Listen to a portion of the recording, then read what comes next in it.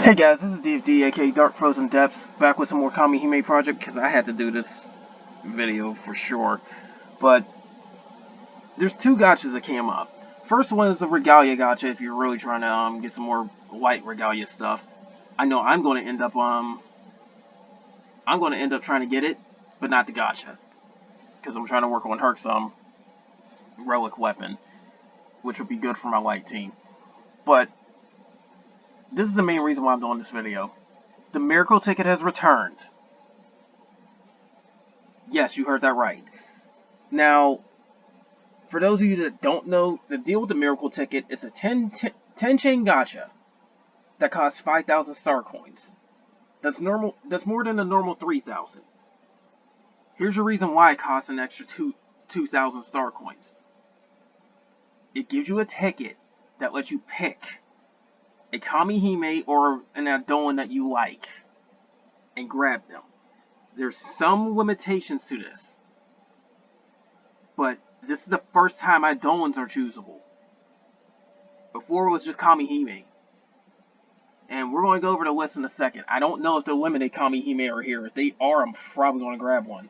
But I know for a fact that in the case of Eidolons, if you're looking to get 100% Eidolon, unfortunately they are not on the list. So you're going to have to just hope you roll them. So that's how it is. Second thing about this lasts for about a month. Today is the 26th. And it lasts till the 22nd of next month, which is August. You have a month to try and pull this gacha. And after you've pulled it, you have another 2 weeks to use the ticket.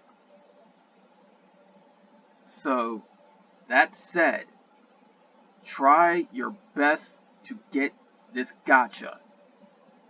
It is the hands down very best gacha in the game. Especially since you can say screw RNG and get somebody you want. It's how I got Soul, and actually it's how I got Daki. Now, Daki wasn't too much priority compared to other characters like Amaterasu and all that, but I like Fox Girls, and Daki's actually pretty strong too. So it wasn't that much of a loss. In the case of Soul, she's, like, if you don't have her, get her, please. Please. She's usable in any team. She's strong as ever. Yeah, it might neuter your damage output if it's not a light team, but she's strong as ever. Especially if you awaken her. And speaking of which, a lot of the awakened Kamihime can actually be picked in here too. So, like, if I wanted to say go for Titania and boost my win team, I can pick her, level her up and everything, awaken her. She's likely in here too. But, that's the whole thing with this. There are some restrictions, as it says right here, which we're going to hopefully go over. Now, first thing, 1 per person. Don't try to get more than 1. And it's always going to be like that, because this gacha is overpowered. I wish they let you get more than 1, but that was like serious pay to win if that was the case. But it does reappear like every 4 months just about, so that's something to know. And the next one's probably not going to show up until around Christmas. But you can't pick the 100% Eidolon, so some of them aren't choosable. The majority of the Eidolons in the game are from events. You can't pick them. It's pretty much any gacha Eidolon that's not the 100% Eidolon, so no Belial, none of the light one that just popped up, no Rudra, which is a water one. I forgot how to pronounce the wind one. The thunder one's in there too. You can't pick any of them, unfortunately. I don't know about Kamihime, but we'll get to that in a second. But if it's like before, you can't get a limited Kamihime, so someone like Karen or Summer Soul, they're not going to be in here. So if you can't pick them, they're not going to be here. But we're about to check out the list. It took me a few tries to reload this freaking thing too, so I'm going to try and look through it. And also, if they are awakenable, you get the unawakened form. Be wary of this. And if you do pick somebody you already have, you don't get a Dragonic Eye. Keep that in mind. But everybody on this list is definitely worth getting right here on this first page. Ares is strong, especially if you awaken her. TYR is actually pretty decent. I might get Michael. My white team could possibly use her. I don't know how strong Shiva is. This is why you gotta really do your research. I'm gonna post a link to the Japanese wiki. You can sit up and look up at who you want to pick off of this list. Amaterasu, definitely. Definitely. She's one of the most priority ones, if you really want to be honest. I may get her because my fire team's starting to come up a bit. Susanna, oh, she's a good nuker, but she's not much more than that. Thor, for those of you looking to spam paralysis, yeah, she's the one to go for, especially since if it lands and she's awakened, with a high enough level, mind you, 30 seconds of free turns, because the enemy can't do crap. Akala, she's good for bursting, but that's it. Like, if you're trying to, like, burst or raging nuke, she's good for that. If you're trying to just use her, no. She's very low priority. Titania, she's very strong, helping an awakening team for, like, when she awakens, she's helping your team for getting the burst gauge out. Considering I just got Shingen, she'd probably be a good pick, too. I'm not sure how good Poseidon is, unfortunately. I heard Raiko's pretty good. Raphael's very good, actually. Like, Raphael's underrated. Aphrodite, a decent healer. Nike Unleashed, honestly, I might go get her for my water team. She's the only Unleashed character I don't have at the moment. Kuchulain, she's actually pretty good for building up burst gauge, and she can hit pretty hard. She's really decent. Sevarog, Awakened, very strong. And she can stack a buff, which goes in its own frame, that pretty much buffs your team up to 40% more attack power. Takes some time to build it up, but she's strong. I'm not sure how good Odin is or Hades, but I heard they are pretty decent. I heard Ryuo is pretty decent. Metatron's very good if you're trying to burst. I heard Brahma's somewhat good too. I don't know how fully strong she is. Yamaraja's a very good one. Cthulhu's a very good one. I'm not sure about Azazel, unfortunately. EA just got her awakening. She sucks. I'm sorry, but she sucks. I heard Uriel is good. Osiris and Jupiter is also good. Especially Osiris, because she's like practically the only dark healer. Snow Raphael is very good. Hastor is pretty good. Moonlight Tsukiyomi, if you really are trying to focus on the light team, you're going to want her. I'm not sure how good Set is, but she might be worth taking. Daki, like I said, she's pretty good too. Especially considering the fact that she can give your fire team not just a combo rate, but it gives an absorption effect too. So she acts like a jack of all trades basically, because she'll really spike your attack power with her rampaging buff. She can give you a combo rate increase, but also absorbs HP, and she can also step and do a 40% damage reduction against wind enemies. So if you're not fighting a wind enemy, that's useless. But yeah, she can be pretty good.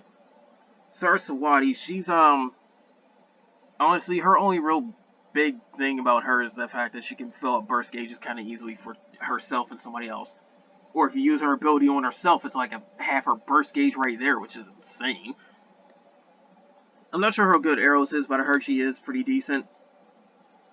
Nephthys is a very strong nuker. Very, very strong, especially when it comes to stun.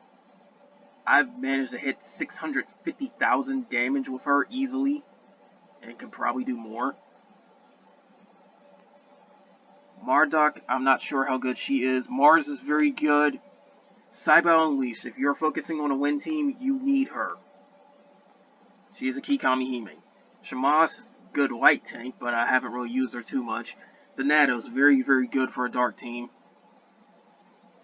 Shreya, I'm not sure how good she is. Athena, I heard she's a very strong Thunder team character.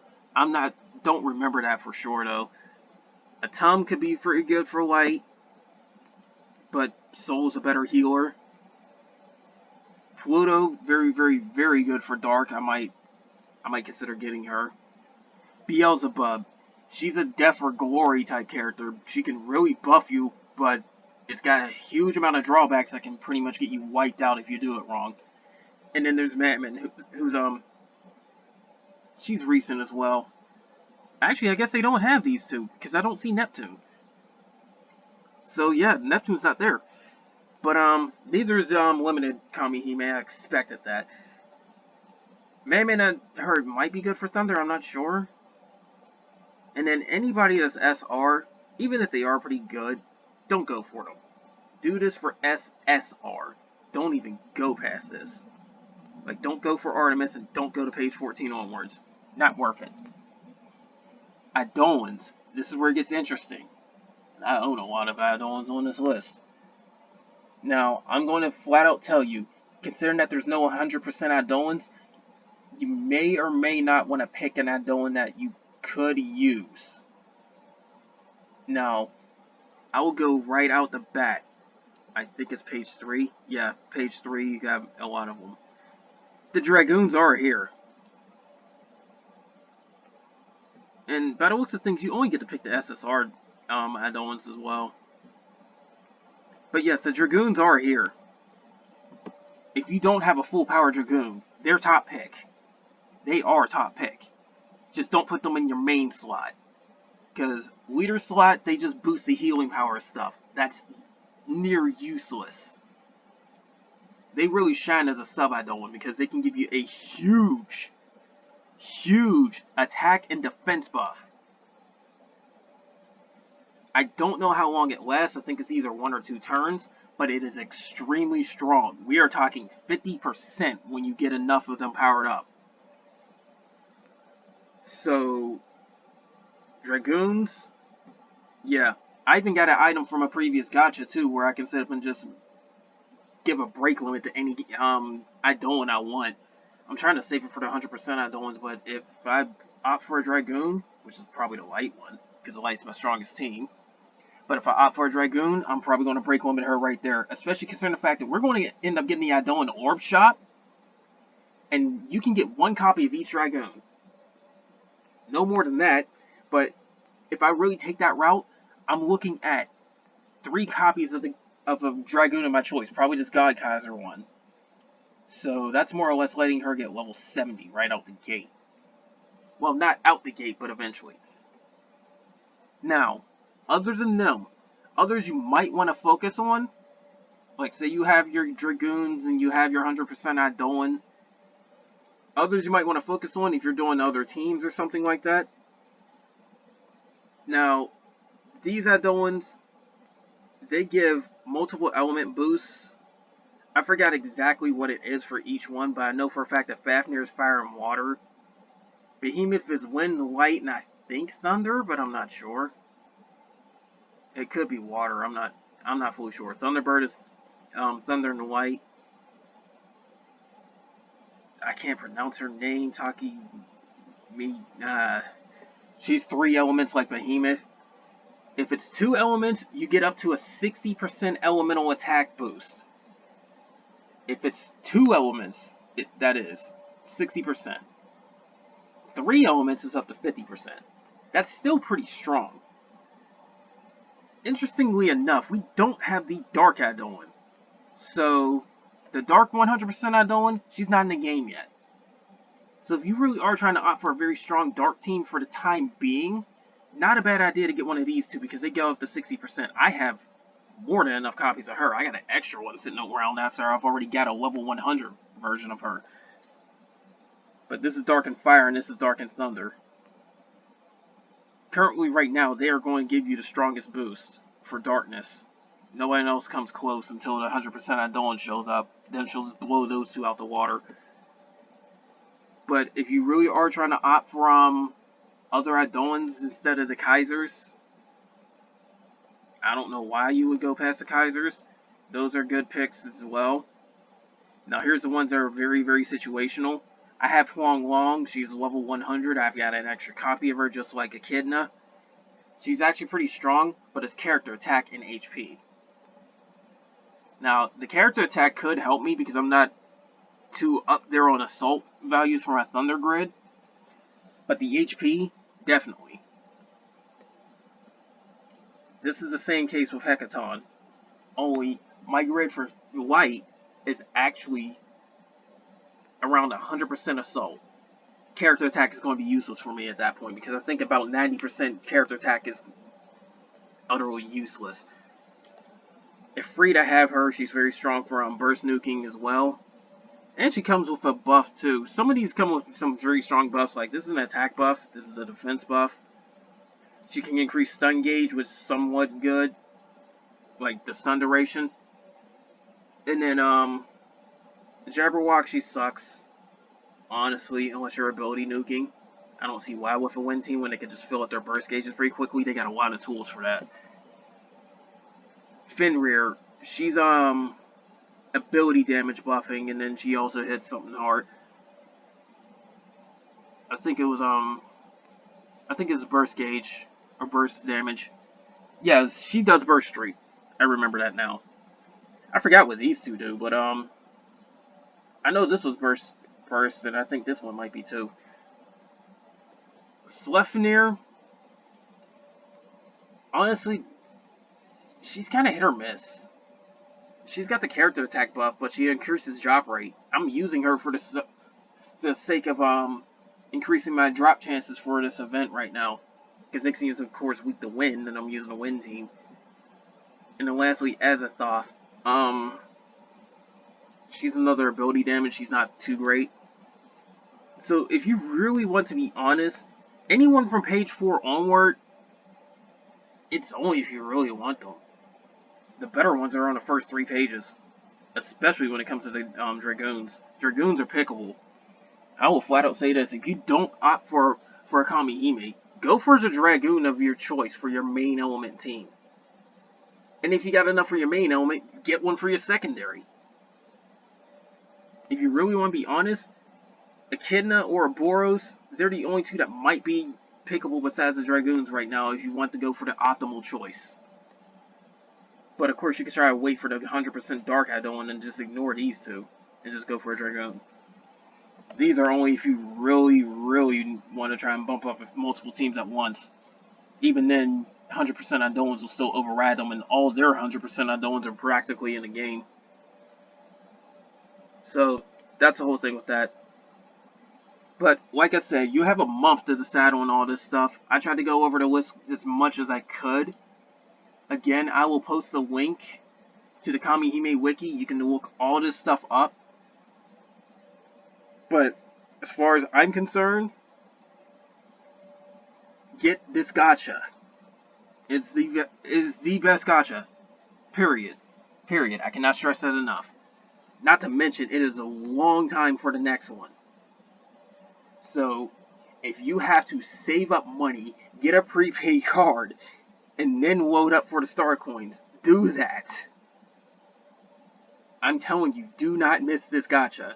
Do not miss any miracle ticket gacha. Because as much as this game can throw a lot of curveballs at you and everything,